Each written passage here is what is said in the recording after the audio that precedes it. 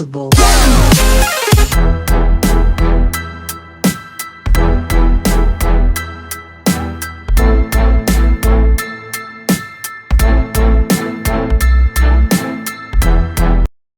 Hi hello guys, welcome back to the Teja automobile YouTube channel. So ఇవాళైతే నేను మీ ముందుకు తీసుకొచ్చేసాను KTM DUKE 125cc వెహికల్ అయితే మీ ముందుకైతే తీసుకురావడం జరిగింది.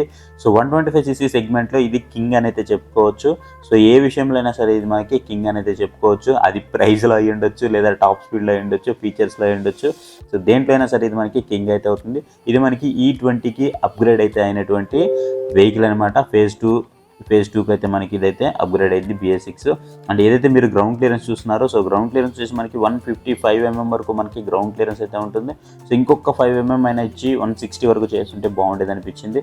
అండ్ మీరు ఇక్కడ ఏదైతే ఫ్రంట్ లైటింగ్ చూస్తున్నారో, ఫ్రంట్ లైటింగ్ వచ్చేసి మనకి ఓన్లీ హెడ్లైట్ వచ్చేసి మాత్రం హాలోజన్ ఇచ్చారు, మిగతా అంతా LED వస్తుంది. అండ్ మనం టైర్ దగ్గరికి వచ్చేద్దాం. సో టైర్ కనుక చూసుకున్నట్లయితే మనకి ఏదైతే ఫ్రంట్ ఉందో, సో ఈ ఫ్రంట్ టైర్ వచ్చేసి మనకి 110/70 టైర్ ఇచ్చారు. ఇది మనకి 17 ఇంచెస్ వీల్. ఫ్రంట్ మనకి సింగిల్ ఛానల్ ABS వస్తుంది, అలాగే బ్యాక్ సైడ్ కూడా సింగిల్ ఛానల్ ABS వస్తుంది. మొత్తం మనకి డ్యూయల్ ఛానల్ ABS వస్తుంది. ఏదైతే మీకు డిస్క్ ఉందో, సో ఈ డిస్క్ వచ్చేసి మనకి 300mm వరకు డిస్క్ అయితే ఉంటుంది. అండ్ మీరు సస్పెన్షన్ కనుక చూసుకున్నట్లయితే సస్పెన్షన్ వచ్చేసి 43mm WP up side down fork అయితే మనకి దీంట్లో అయితే ప్రొవైడ్ చేయడం జరిగింది. సస్పెన్షన్ అయితే మాత్రం మీకు బ్యాక్తో కంపేర్ చేస్తే ఫ్రంట్ సైడ్ సస్పెన్షన్ అనేది చాలా బాగుంటుంది. అండ్ ఈవెన్ మీకు దీంట్లో క్రాష్ గార్డ్ కూడా ఇస్తారు. మీరు ఇక్కడైతే చూడవచ్చు, ఇది మనకి క్రాష్ గార్డ్తో కూడా రావడం జరుగుతుంటుంది. సో KTMస్లో మనకి చాలా వరకు క్రాష్ గార్డ్స్ అనేవి రావు. అండ్ ఇక్కడ చూసుకున్నట్లయితే మనకి 2 టైప్స్ ఆఫ్ మెటల్స్ అయితే ఉంటాయి అనమాట. ఒకటి వచ్చేసి మెటల్ అయితే, ఇంకోటి వచ్చేసి మనకి ఫైబర్ అనమాట. ట్యాంక్ అయితే మనకి మెటల్తో వస్తుంది. ఇక్కడ మనం క్రాష్ గార్డ్ని అయితే చూసుకోవచ్చు. ఇది మనకి ఓన్లీ సైడ్ స్టాండ్తో మాత్రమే రావడం జరుగుతుంది. సెంటర్ స్టాండ్ అయితే 125cc అయినప్పటికీ మనకి వీళ్ళు సైడ్ స్టాండ్ అయితే ప్రొవైడ్ చేశారు, సెంటర్ స్టాండ్ అయితే ప్రొవైడ్ చేయలేదు. సైడ్ స్టాండ్ కూడా మనకి ఏదైతే cut off engine side stand అయితే తీసుకురావడం జరిగింది. ఇక్కడ మీరు చాసిస్ అయితే చూడొచ్చు. చాసిస్ అయితే మాత్రం చాలా స్ట్రాంగ్గా ఉంటుంది. KTM వెహికల్స్లో ఓన్లీ మనకి బాడీ మాత్రమే ఫైబర్ ప్లాస్టిక్ తీసుకొస్తారు, బట్ మిగతా చాసిస్ అయితే మాత్రం అసలు మనం చాసిస్ ఏమనలే, అంత బాగుంటుంది. ఇక్కడ మీరు చూసినటువంటి ఏదైతే బ్యాక్ సైడ్ సస్పెన్షన్ ఉందో, WP monoshock 10 step adjustable suspension అయితే మనకి దీంట్లో కనిపిస్తూ ఉంటుంది. అండ్ మీకు ఇక్కడ అడ్జస్ట్మెంట్ కూడా మీరు ఇక్కడైతే చూడొచ్చు. అండ్ బ్యాక్ సైడ్ సస్పెన్షన్ కూడా మీకు బాగుంటుందని అయితే చెప్పుకోవచ్చు. అండ్ మీకు ఇక్కడ ఏదైతే ఫోల్డబుల్ అడ్జస్టబుల్ మనకి ఫోల్డబుల్ ఫుట్ రెస్ట్ అయితే ఉంటుంది. ఇది పిలియన్కి సంబంధించినటువంటి ఫోల్డబుల్ ఫుట్ రెస్ట్ అనమాట. అండ్ ఇక్కడ మీకు బ్యాక్ సైడ్ చూసుకున్నట్లయితే టైర్కి మనకి ఇక్కడ లేడీస్ శారీ గార్డ్ అయితే ఉంటుంది. అది కూడా ఫుల్ శారీ గార్డ్ అయితే ఉంటుంది అనమాట. Full face of sari guard అయితే ప్రొవైడ్ చేశారు. ఏదో ఇచ్చామన్నట్టు కాకుండా full face of sari guard అయితే ఇచ్చారు. అండ్ ఇక్కడ మనం రైట్ సైడ్కి వచ్చేటప్పటికి, రైట్ సైడ్ కనుక చూసుకున్నట్టయితే డిస్క్ వచ్చేసి మనకి 230mm డిస్క్ ఉంటుంది. అండ్ ఇది కూడా మనకి ABSతో రావడం జరుగుతుంది. అంటే మనకి ఇక్కడ డ్యూయల్ ఛానల్ ABS వస్తుంది. బ్యాక్తో కంపేర్ చేస్తే ఫ్రంట్ సైడ్ డిస్క్ వచ్చేసి మనకి 70mm వరకు ఎక్స్ట్రా ఉంటుంది. ఫ్రంట్ వచ్చేసి మనకి 300mm ఉంటే బ్యాక్ సైడ్ డిస్క్ వచ్చేసి మనకి 230mm అయితే వస్తుంది అనమాట. అండ్ మీకు ఇక్కడ ఏదైతే ఎగ్జాస్ట్ కనిపిస్తుందో, ఒక షార్ట్ ఎగ్జాస్ట్ అయితే ఉంటుంది. మీకు ఎగ్జాస్ట్ అసలు ఉన్నట్టయితే కనిపించదు. సో అది మనకి ఏదైతే స్వింగ్ ఆర్మ్ ఉందో, స్వింగ్ ఆర్మ్కి డౌన్ సైడ్ అయితే ఉంటుంది. స్వింగ్ ఆర్మ్కి ఇంజిన్కి మనకి మిడిల్లో అయితే కనిపిస్తూ ఉంటుంది. అండ్ స్వింగ్ ఆర్మ్ కూడా మనకి చాలా స్ట్రాంగ్గా ఉంటుంది. బాడీ చాసెస్ కూడా చాలా స్ట్రాంగ్గా ఉంటుంది. ఇది మనకి ఆయిల్ బాక్స్, బ్యాక్ డిస్క్కి సంబంధించినటువంటి ఆయిల్ బాక్స్. ఇక్కడ మనం ఫుడ్ పెక్స్ చూడొచ్చు. ఫోల్డబుల్ ఫుడ్ పెక్స్ అయితే మనం ఇక్కడైతే చూసుకోవచ్చు. అవసరమైతే వాడుకోవచ్చు, లేదంటే ఫోల్డ్ చేసేయచ్చు. అండ్ బ్యాక్ సైడ్ లైటింగ్ ఏదైతే ఉందో, ఇది మనకి LED లైటింగ్తో రావడం జరుగుతూ ఉంటుంది. అండ్ మొత్తం ఇండికేటర్స్ కూడా మనకి LED లైటింగ్ అయితే ఇచ్చారు. అండ్ ఏదైతే మనకి టైల్ సెక్షన్ ఉందో, ఈ టైల్ సెక్షన్ అయితే మనకి ఐరన్తోనే వస్తుంది, బట్ చూడడానికి మనకి పైన ప్లాక్ అయితే ఇవ్వడం జరిగింది. అండ్ మీరు ఇక్కడ సీటింగ్ అయితే చూడొచ్చు. సీటింగ్ వచ్చేసి మనకి స్ప్లిట్ సీట్తో వస్తుంది. కాకపోతే మిగతా వెహికల్స్ అన్నిటితో కంపేర్ చేస్తే మనకి దీంట్లో అడ్వాంటేజ్ ఏంటి అంటే, బ్యాక్ సైడ్ పిలియన్ కొంచెం కంఫర్టబుల్గా కూర్చోవచ్చు మిగతా వాటితో కంపేర్ చేస్తే, KTMలో ఉన్నటువంటి మిగతా వెహికల్స్తో కంపేర్ చేస్తే. అండ్ మనకి కుజనింగ్ కూడా చాలా బాగుంటుంది. మెయిన్లీ ఇక్కడ డ్రైవింగ్ చేసే వాళ్ళకైతే మాత్రం చాలా బాగుంటుంది. సీట్ అయితే చాలా కంఫర్టబుల్గా ఉంటుంది. పిలియన్కి ఎప్పుడు కూడా KTMలో కొంచెం ఇబ్బందిగా ఉంటుంది, బికాజ్ ఇది మనకి కంప్లీట్ స్పోర్ట్ వెహికల్ కాబట్టి, నేకెడ్ వెహికల్, ఇది స్పోర్ట్ వెహికల్. అండ్ ఇక్కడ మనకి బ్యాక్ సైడ్ గ్రాబ్ రైల్ కూడా ఉంటుంది. అండ్ టాప్లో నుంచి వ్యూ అయితే మనకి ఈ విధంగా ఉంటుంది వెహికల్ యొక్క వ్యూ అనేది. ఇక్కడ మనం ట్యాంక్ మీద అయితే చూడొచ్చు, E20 అప్గ్రేడ్ అయినటువంటి చూడొచ్చు మనం. ఇక్కడ వైట్ అలాగే ఆరెంజ్ 2 కలర్స్ అయితే మనకి దీంట్లో అయితే ప్రొవైడ్ చేస్తారు.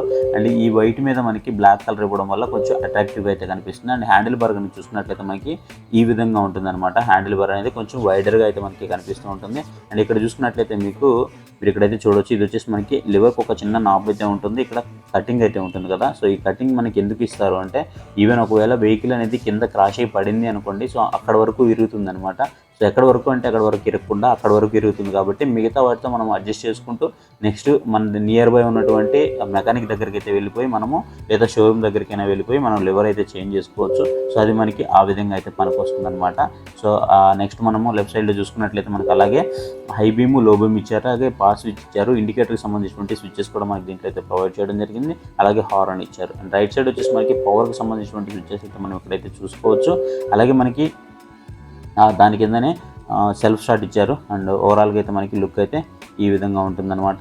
అండ్ ఏదైతే మనకి కన్సోల్ కనిపిస్తుందో ఇది వచ్చేసి మనకి కంప్లీట్ డిజిటల్ కన్సోల్తో వస్తుంది. ఒక 2 బటన్స్ అయితే ఉంటాయి, ఇక్కడ మోడ్ సెట్ అనేసి ఒక 2 బటన్స్ అయితే ఉంటాయి. అండ్ ఏదైతే మనకి కన్సోల్ ఉందో దీంట్లో వచ్చే స్పీడోమీటర్ ఉంటుంది, ఓడోమీటర్ ఉంటుంది, ట్రిప్ మీటర్ ఉంటుంది, క్లాక్ ఉంటుంది, టాకోమీటర్ ఉంటుంది, ఫ్యూయల్ గేజ్ ఉంటుంది, లో ఫ్యూయల్ ఇండికేటర్ ఉంటుంది, అలాగే లో ఆయిల్ ఇండికేటర్ ఉంటుంది, లో బ్యాటరీ ఇండికేటర్ కూడా ఉంటుంది. అండ్ కీస్ వచ్చేసి మనకి యాజ్ యూజువల్గా మిగతా వాటితో ఏ విధంగా ఉంటాయో కేటీఎం కీస్ అన్నీ కూడా కేటీఎంకి సంబంధించినటువంటి కీస్ అన్నీ కూడా సేమ్ ఒకే విధంగా అయితే ఉంటాయని చెప్పుకోవచ్చు. అండ్ ఓవరాల్గా వెయిట్ వచ్చేసి మనకి 159 kgs వరకు వెయిట్ అయితే ఉంటుంది. సో వెయిట్ కూడా మనకి వెయిట్ విషయంలో కూడా 125cc ఉన్నప్పటికీ వెయిట్ విషయంలో కూడా ఇది టాప్లోనే ఉందని చెప్పుకోవచ్చు. అండ్ దీని యొక్క స్పీడ్ గురించి మాట్లాడుకున్నట్లయితే 0 నుంచి 100 స్పీడ్ అందుకోవడానికి మనకి 14.7 సెకండ్స్ అయితే పడుతుంది. 0 నుంచి 60 స్పీడ్ అందుకోవడానికి 5.4 సెకండ్స్ మాత్రమే పడుతుంది. అండ్ దీని యొక్క టాప్ స్పీడ్ గురించి మాట్లాడుకున్నట్లయితే 120 నుంచి 123, 124 వరకు వెళ్తుంది డిపెండింగ్ అపాన్ రైడర్ అనమాట. సో రైడర్ని బట్టి మనకి ఇది చేంజ్ అవుతూ ఉంటుంది. 125cc ఇంత టాప్ స్పీడ్ ఇచ్చే వెహికల్ కూడా ఇదే అనేది మనము చెప్పుకోవచ్చు. అండ్ ఫైనల్గా దీని యొక్క మైలేజ్ గురించి మాట్లాడుకున్నట్లయితే మైలేజ్ వచ్చేసి మనకి 40 నుంచి 46, 47 వరకు వస్తుంది. సో మ్యాక్సిమం మనమైతే 45 అయితే వేసుకోవచ్చు. సో 40 నుంచి 45 మధ్యలో అయితే మీకు రియల్ టైంలో వస్తుంది అనమాట. అండ్ గేర్స్ వచ్చేసి మనకి దీంట్లో 6 గేర్స్ ఉంటాయి. అండ్ దీని యొక్క పవర్ గురించి మాట్లాడుకున్నట్లయితే 14.5 HP పవర్ ఉంటుంది.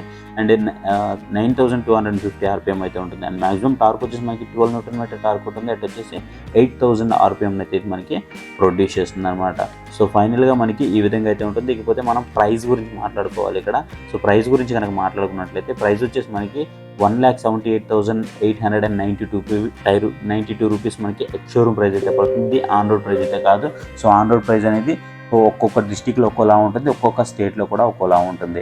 అండ్ ఫైనల్గా మనం ఇక ప్రోస్ అండ్ కాన్స్ గురించి మాట్లాడుకుందాం. ప్రోస్ గురించి మాట్లాడుకున్నట్లయితే ఫస్ట్ ఆఫ్ ఆల్ దీని లుక్ అనేది మనకి చాలా బాగుంటుంది, అది మనం ప్రోస్ కింద చెప్పుకోవచ్చు. అండ్ నెక్స్ట్ దీని యొక్క పవర్ అనమాట. సో దీని యొక్క పవర్ అండ్ టార్క్ అనేది కూడా మనకి 125cc the best in the segment అనేది మనము చెప్పుకోవచ్చు. అండ్ దీని యొక్క టాప్ స్పీడ్ అనమాట మనకు ఒక ప్రోస్ అయితే అవుతుందని మనం ఖచ్చితంగా చెప్పుకోవచ్చు. అండ్ నెక్స్ట్ దీని యొక్క కాన్స్ గురించి మాట్లాడుకున్నట్లయితే మెయిన్లీ దీని యొక్క కాన్ గురించి మాట్లాడుకుంటే మనకి దీని ప్రైజే మనకి కొంచెం ఓవర్ అయితే అనిపిస్తుంది అనమాట.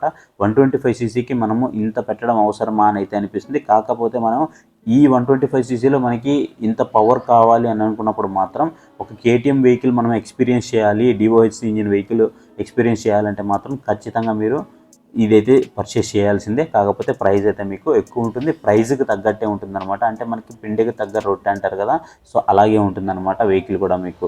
సో ఇది గైస్ నా ఒపీనియన్ అయితే డ్యూక్ 125cc మీద. మీకు ఎలా అనిపించింది అనేది కామెంట్ సెక్షన్లో అయితే కామెంట్ చేయండి.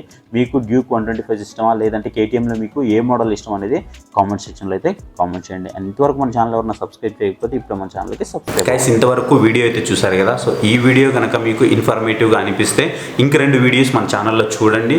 చూసిన తర్వాత మీకు నచ్చింది కంటెంట్ అని అనుకుంటే మా ఛానల్కి అయితే సబ్స్క్రైబ్ అవ్వండి. అలాగే మీ ఫ్రెండ్స్ అండ్ ఫ్యామిలీ మెంబర్స్తో కూడా ఈ విషయాన్ని షేర్ చేయండి. Thank you for watching.